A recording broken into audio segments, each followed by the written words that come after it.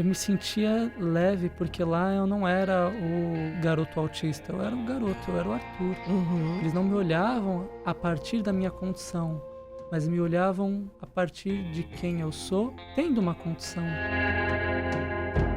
Quanto mais cedo uma criança se reconhece as suas potências, as suas Com dificuldades, mais cedo ela se torna a protagonista da própria vida. Porque você não precisa falar para uma criança o diagnóstico, você precisa falar como ele funciona. Isso. É só isso. Você explicar para ela como ela... Que é como a regra da brincadeira.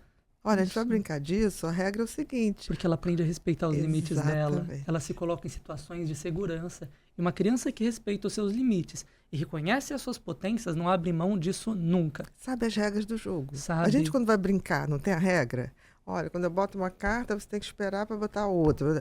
Quando você diz, olha, você tem um cérebro que funciona assim, assim, isso repercute aqui, aqui e aqui. Tem coisas maravilhosas nisso, como hiperfoco, capacidade de ser autodidata.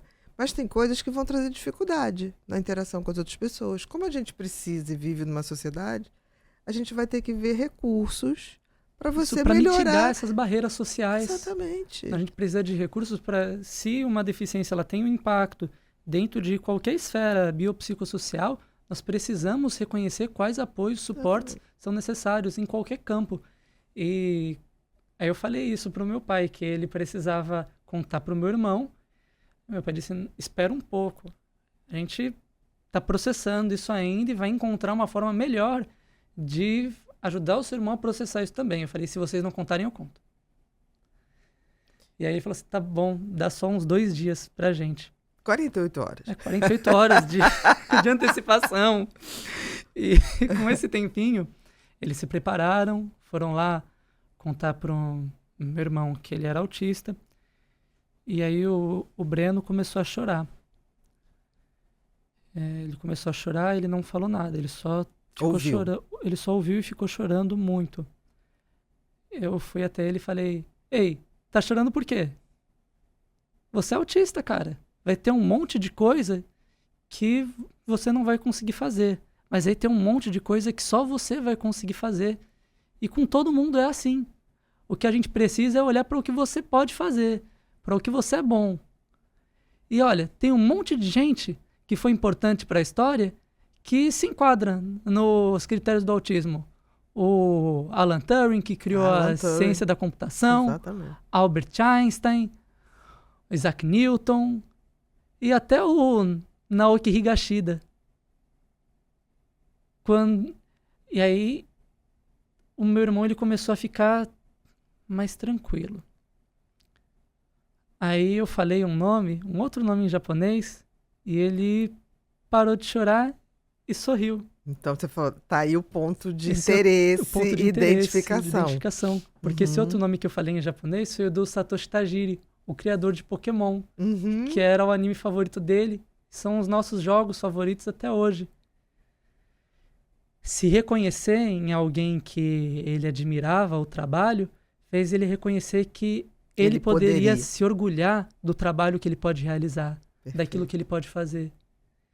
E essa segurança, essa paz, foi algo que ele nunca abriu mão e que eu ensinei para ele naquele momento, mas que o meu irmão fez questão de me ensinar todos os dias da minha vida.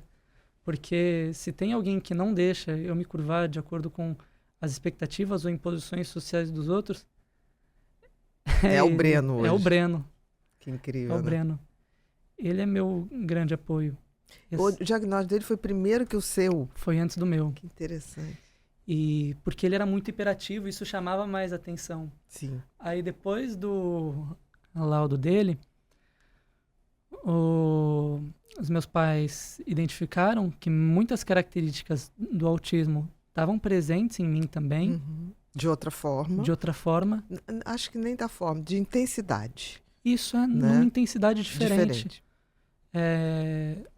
Algumas questões numa intensidade maior que a do meu irmão, outras em uma intensidade menor, mas realmente de forma distinta. E com isso, ao fazer a avaliação com uma profissional, essa psiquiatra que mudou a minha vida,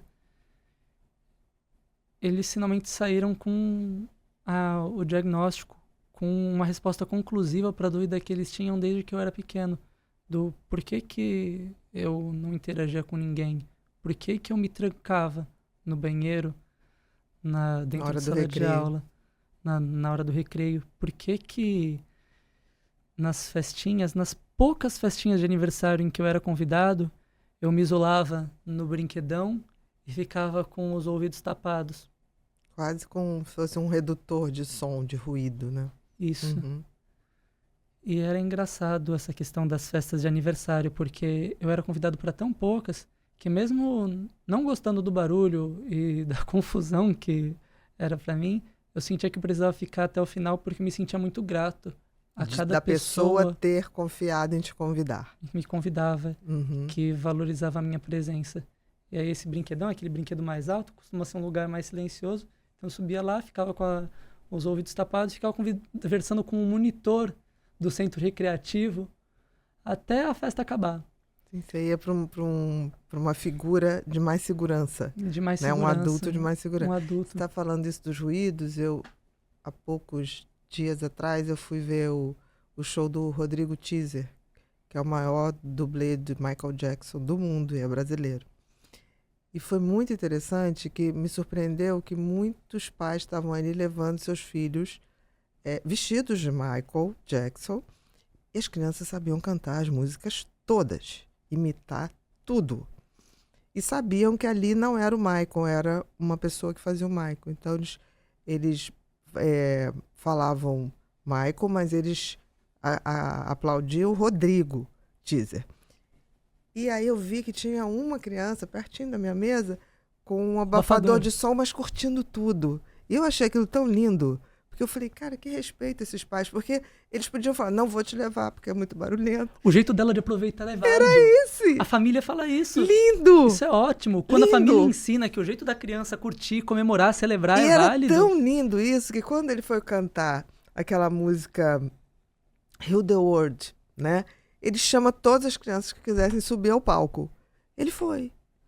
Foi uma criança com síndrome de Down, foi todos, não tinha organização, eles iam, né? E ele com o abafador de som, curtindo horrores. Eu falei, caramba, eu fui para ver um show de Michael Jackson, com todo respeito, que eu adoro o Rodrigo, mas tive um outro show dessas crianças. Um show de inclusão lá dentro. Do respeito das crianças. Impressionante. As crianças que estavam ali, tinha uma do meu lado que sabia todo o show de cor, que já tinha ido 6 vezes. Aquele mesmo show. E ele era autista, né? A capacidade dele, a alegria dele. E aí o pai falava assim, já sei que hoje vai chegar em casa e vai dormir. Porque ele estava numa euforia. Ele estava numa euforia. E eu falei assim, ele não vai dormir. Mas por um motivo absolutamente maravilhoso, né? Mas me chamou a atenção um menino com um abafador.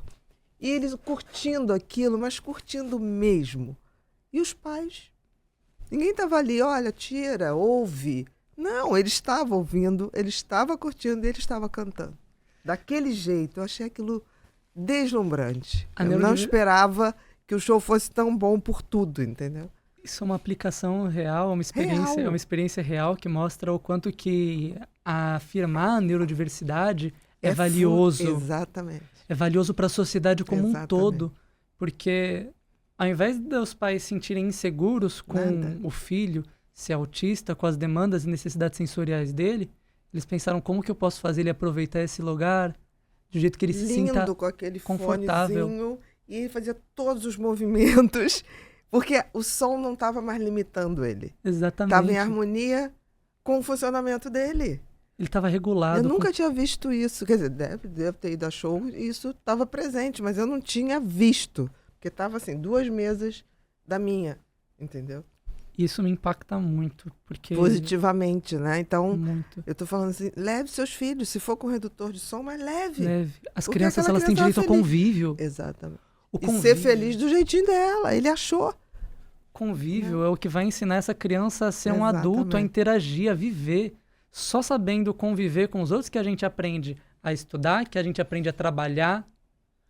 Tudo isso parte a partir da interação com os outros e de se sentir confortável nesse espaço. Ele estava confortável, ele estava feliz. O corpinho dele reagia à dança, E do um assunto que era Rodrigo paixão ao som. dele, né? Paixão dele. Porque muito provavelmente esse garoto deve ter um hiperfoco em Michael Jackson, deve ser Mas total, apaixonado. Deve total. ser apaixonado.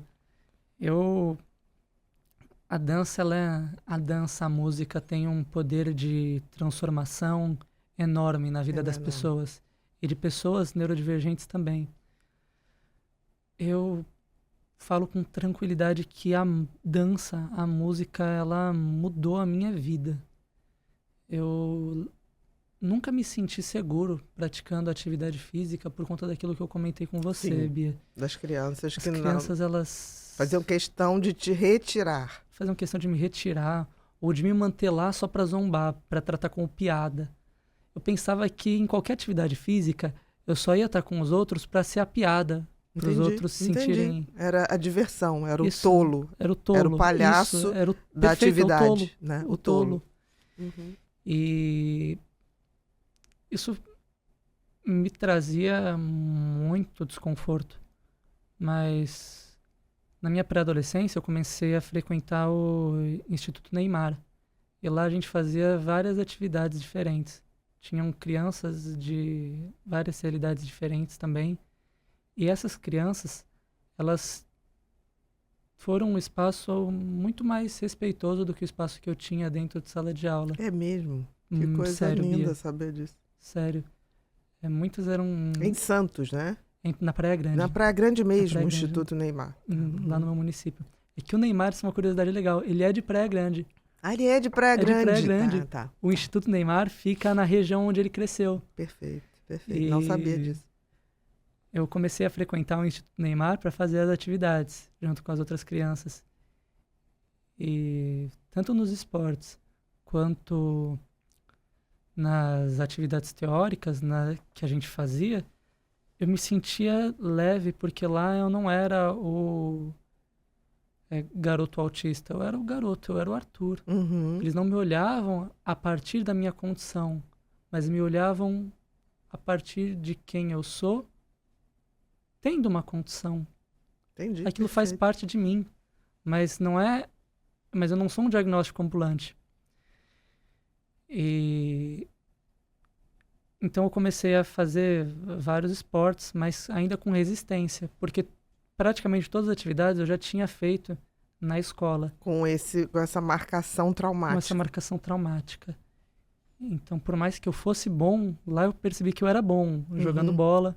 Eles diziam que eu era um ótimo zagueiro, todo mundo me chamava para ser zagueiro, mas eu jogava com uma aflição. Sempre com uma sensação de que ia ser tirado a qualquer momento. Ou que alguma coisa ia acontecer e ia me deixar exposto, vulnerável, ameaçado.